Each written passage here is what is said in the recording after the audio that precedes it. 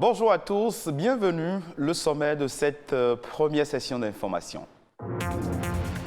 Acteurs des cultes traditionnels, enseignants, chercheurs et scientifiques échangent autour du sens et la portée de la fête nationale des religions endogènes. Un colloque international sur le vaudou s'est ouvert à l'université d'Abomey-Calavi, à suivre les précisions. Composant essentiel de l'héritage culturel africain, les cicatrices ethniques ou raciales tendent à disparaître. Effet de mode ou est-ce le fruit du hasard? Élément de réponse à découvrir dans ce journal. 3 jeunes sur 4 de moins de 25 ans ont déjà ressenti des troubles de l'audition dans leur vie. La première cause est la forte exposition sonore qui peut engendrer une fragilisation de l'audition. «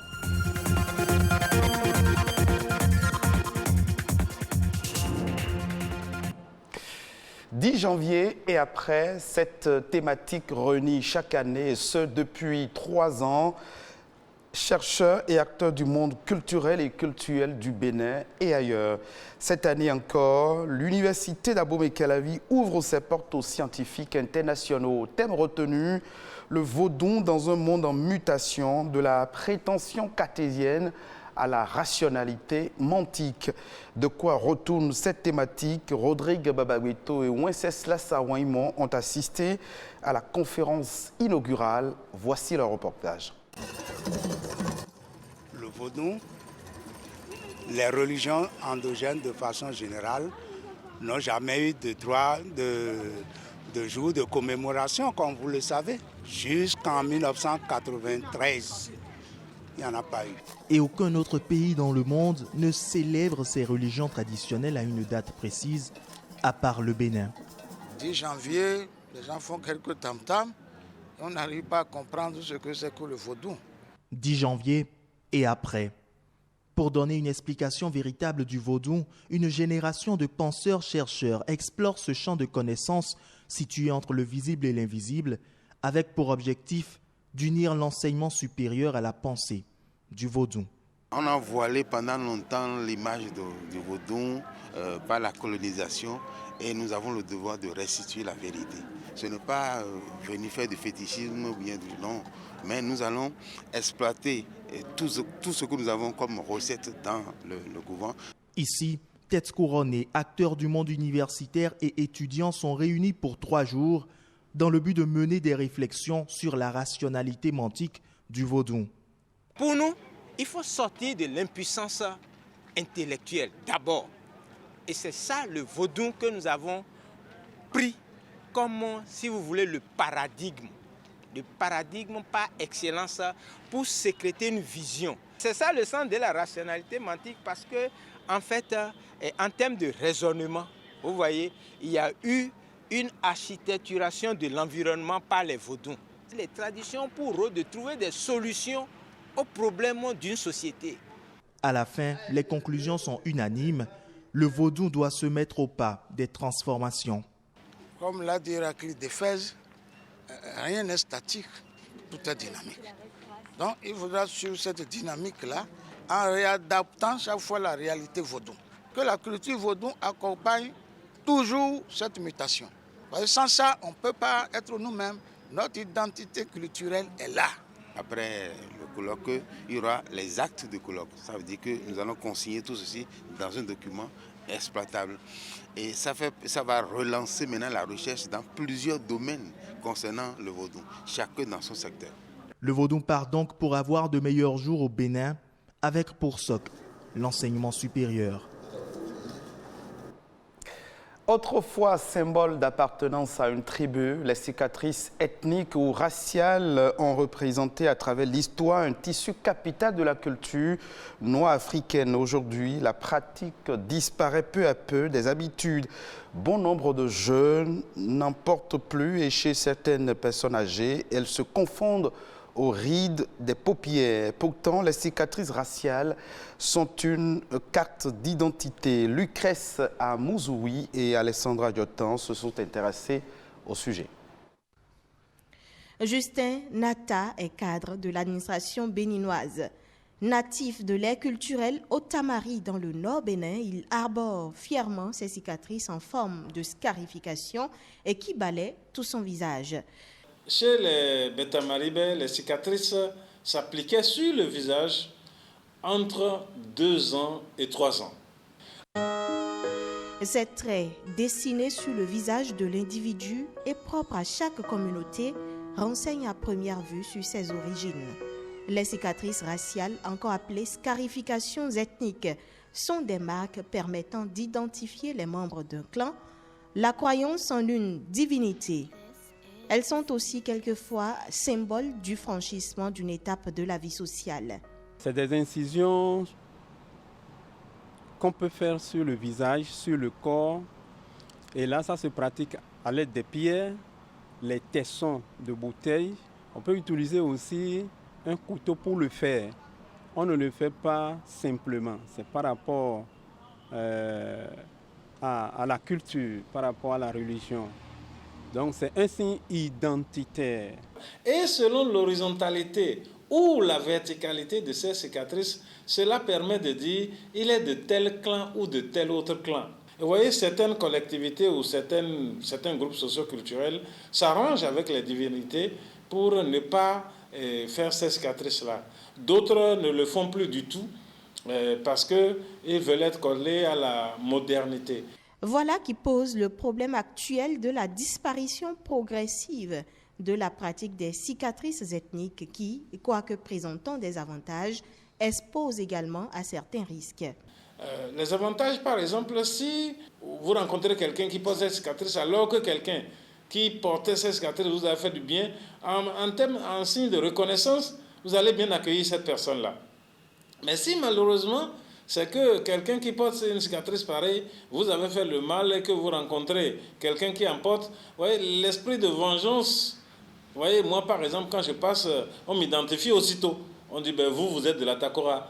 Ensuite, quand vous allez à la pratique, il se pourrait que des maladies soient transmises pendant qu'on est en train de scarifier les enfants qui vont porter ces cicatrices-là ou les personnes. Parce qu'en général, c'est un seul couteau qu'on utilise. Au vu des multiples inconvénients des cicatrices raciales précédemment relevées, il n'est plus forcément nécessaire de conserver la pratique, estime Justin Nata. Les cicatrices raciales constituent un patrimoine essentiel de plusieurs tribus africaines tant elles sont pleines de signification. Ainsi, ne devrait-on pas simplement allier la modernité à la tradition pour préserver cet héritage ancestral? Merci à vous Alessandra Diotan et Lucrèce Amouzoui pour ce reportage. S'il y a des personnes qui naissent sourdes, il y a d'autres qui le deviennent par imprudence, notamment à cause de certains comportements peu recommandables qui endommagent progressivement leur organe récepteur de son. Une perte d'audition qui se produit lorsqu'une partie des signaux sonores arrivant à l'oreille externe n'atteint plus le cortex cérébral. Trouble auditif, à quoi s'en tenir? Élément de réponse à travers cet extrait. L'audition, c'est un ensemble de mécanismes qui aboutit à l'écoute. L'oreille est divisée en 3 parties.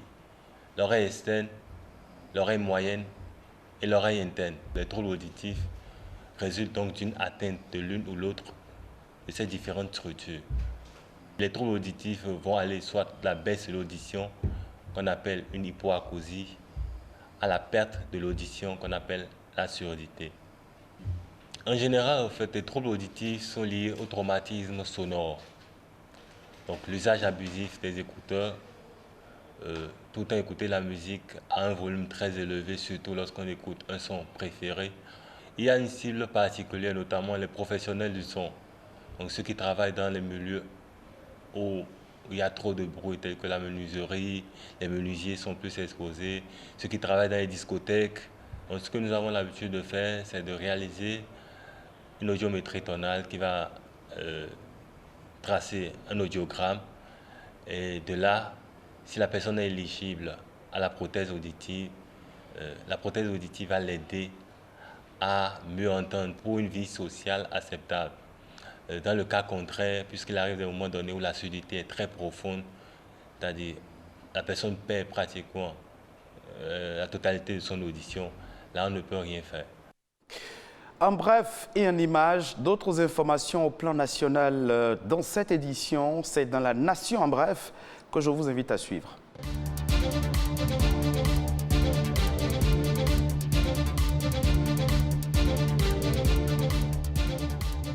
De nouvelles mesures sanitaires en vigueur pour faire face au Covid-19 au Bénin.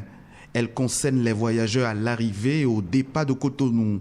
Selon le communiqué du ministère de la Santé, il est désormais exigé à tout voyageur à destination de Cotonou un test PCR datant de moins de 72 heures et de moins de 5 jours aux voyageurs en partance de Cotonou.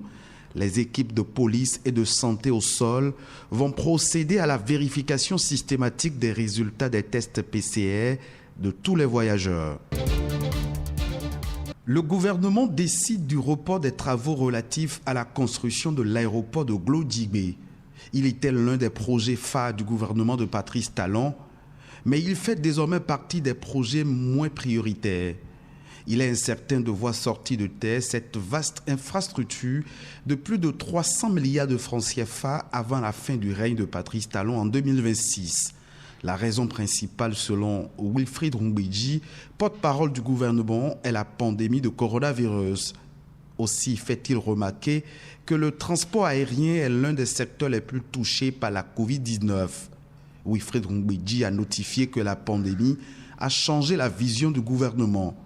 En attendant l'aéroport de Glodjibé tant rêvé, le gouvernement de Patrice Talon a lancé un programme de rénovation et de modernisation de celui de Cotonou afin de lui conférer un véritable statut d'aéroport international.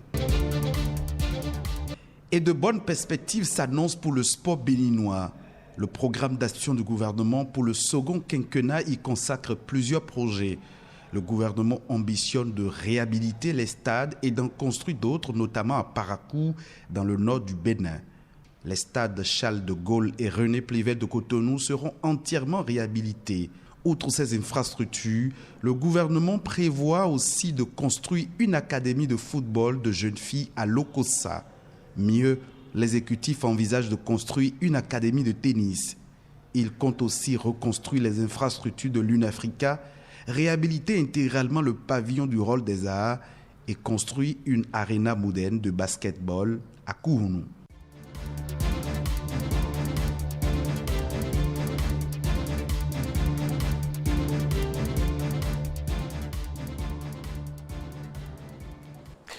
En nouvelle brève toujours, cette fois-ci hors de nos frontières, des précipitations 3 fois supérieures aux prévisions des services météo plongent Antananarivo sous les eaux. 10 morts, des blessés et plus de 500 personnes évacuées. C'est le premier bilan causé par les pluies diluviennes qui s'abattent depuis 48 heures sur la capitale de la Grande Île et ses environs. Le bilan devrait encore s'alourdir. Antananarivo et sa plaine ont été classés en vigilance rouge pour danger imminent depuis mardi dernier. Ce sera tout pour cette session d'information que vous pouvez revoir sur le www.ortb.bj. Merci de votre fidélité.